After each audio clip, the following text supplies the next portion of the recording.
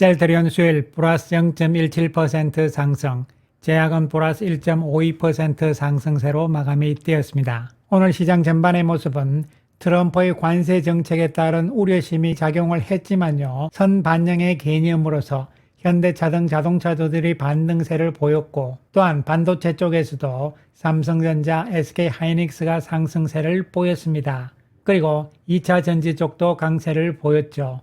반면에 제약 바이오 쪽에서는 삼성바이오가 하락세를 보이면서 전반적인 약세에 비해서 셀트리온만 그나마 상승세로 마감이 되었는데요. 물론 셀트리온도 막판에 되밀리면서 위에 꼬리를 달면서 몸통이 작은 양봉을 기록하고 말았습니다. 막판에 뒷심 부족으로 아쉬운 감이 있긴 하지만 외국인들은 106억의 매수 우위를 보였고 기관들도 48억의 매수를 보였습니다. 거래량은 큰 증가세는 아니지만 월요일, 화요일보다는 조금 증가하는 모습이 나오면서 지난주 수준이라고 보시면 되는 것이죠. 따라서 거래량 측면에서는 아직까지는 방향성이 나오지 않는 상태에서의 소강 국면의 박스권이다 이렇게 밖에 볼 수 없는 것이죠. 한편 제약은 막판에도 밀리지 않고 상승세를 유지를 하면서 몸통이 있는 양봉의 모습을 보여주었습니다. 셀트리온의 최근 수급을 봤을 때 외국인들이 샀다 팔았다 모습인데요. 아직까지는 단타 매매의 성격이 강하다고 볼 수밖에 없는 것이고요. 연기금은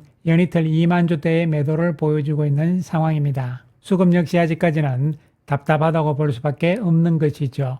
오늘 셀트리온은 자사주 취득 결정 공시를 냈죠. 55만 4,632주를 자사주 매입을 하겠다는 이야기입니다. 2월 20일부터 매수를 시작을 하고요. 그리고 하루에 주문할 수 있는 주문 수량의 한도는 11만 2,034주다 이렇게 보시면 되고요. 그렇다면 이번 자사주까지 포함해서 현재 자사주 비중은 어느 정도 되느냐 이런 부분을 한번 살펴보기로 하겠습니다. 지난 월요일날 자사주 매입이 끝난 부분까지도 모두 포함된 내용이라고 보시면 되죠. 그래서 현재 셀트리온이 보유하고 있는 자사주는 958만 2천주대라고 보시면 되고요. 여기에다가 오늘 발표됐던 55만 4,632주를 더하게 되면 자사주는 1,000만 주대를 넘어서는 숫자가 되는 것이죠. 그래서 자사주의 비율은요, 전체 주식수에서 4.73%라고 보시면 되겠습니다. 그리고 이 수치는요, 지난번에 300만 주 조금 넘는 자사주의 소각이 있었잖아요. 이 부분을 제외시킨 것이고요. 그 다음에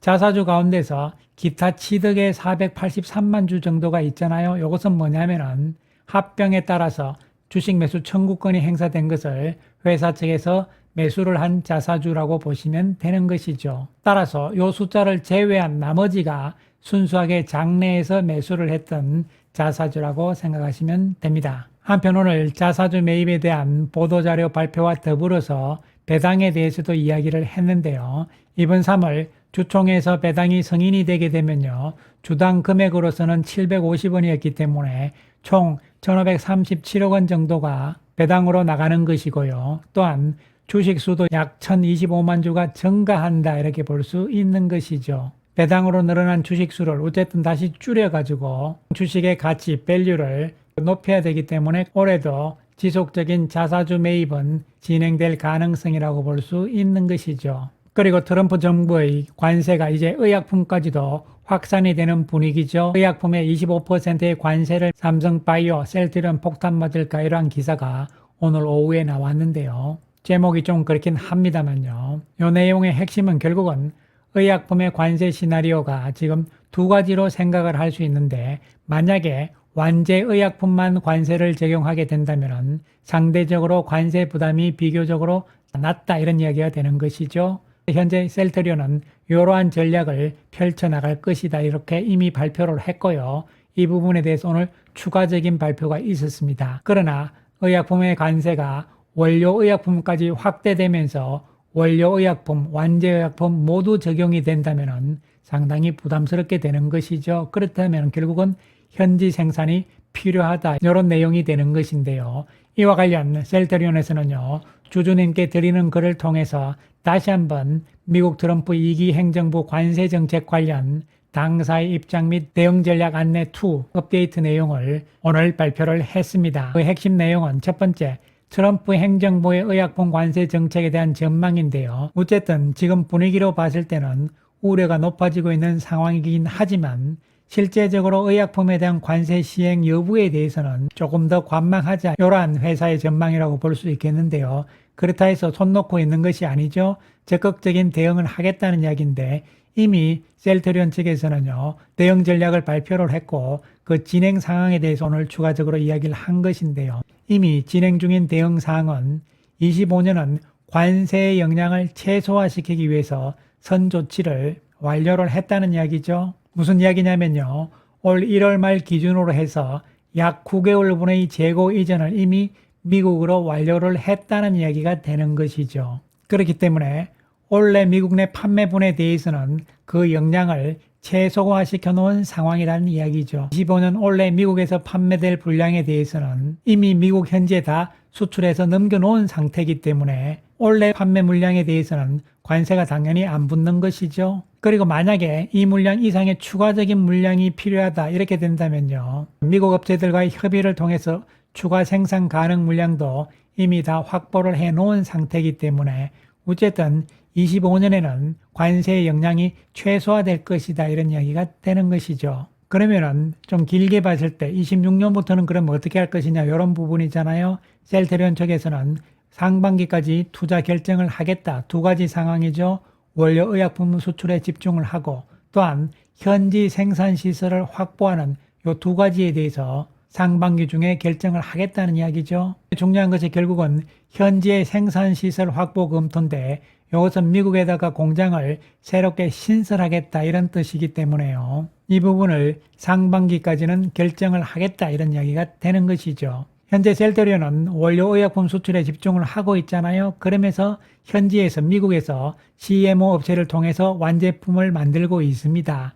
이런 부분들을 필요할 때는 현지 완제 의약품 생산을 지금보다 더욱더 확대하는 전략으로 가는 거 하나 하고, 또 한 가지는 미국의 현지 의료 의약품 생산 시설 확보도 올해 상반기 중 투자 결정을 마무리하겠다 이런 이야기잖아요. 그래서 어쨌든 상반기까지 미국의 공장을 새롭게 지을지 말지 결정을 하겠다는 이야기가 되는 것이죠. 그런데 여기서 우리가 생각해야 되는 것은요, 미국에서 CMO 업체를 통해서 완제 의약품 생산을 확대하는 전략으로 가는 것은요, 국내 자체적으로 완제품을 만드는 것보다 당연히 비용이 더 들어가잖아요. 결국은 이것은 영업이익의 감소로 나타날 수밖에 없는 것이죠.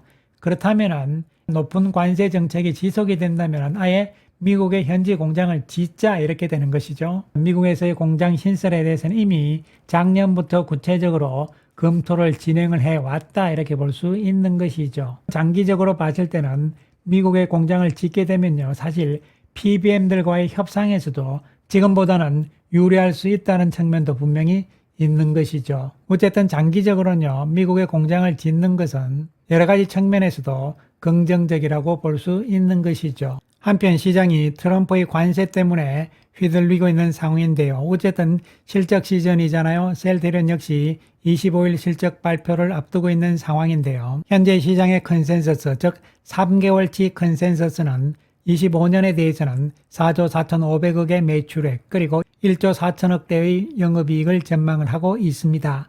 24년 결산 실적에 대해서는 시장의 컨센서스와 큰 차이가 없을 가능성이기 때문에 영향은 없을 것으로 보이는 것이죠. 중요한 것은 25년 올해의 실적이라고 볼 수 있고 특히 영업이익이 가장 중요하다고 볼 수가 있겠는데요. 시장의 컨센서스, 즉 3개월치 컨센서스 말고 25년에 발표된 증권사들의 자료들만 모아서 평균을 내보게 되면요, 7개의 증권사들이 올해 자료를 냈는데요. 이들의 평균치를 보시게 되면 25년에 대해서 매출액은 4조 5천억이기 때문에요, 3개월 평균치 컨센서스보다 조금 더 높게 나오고 있습니다.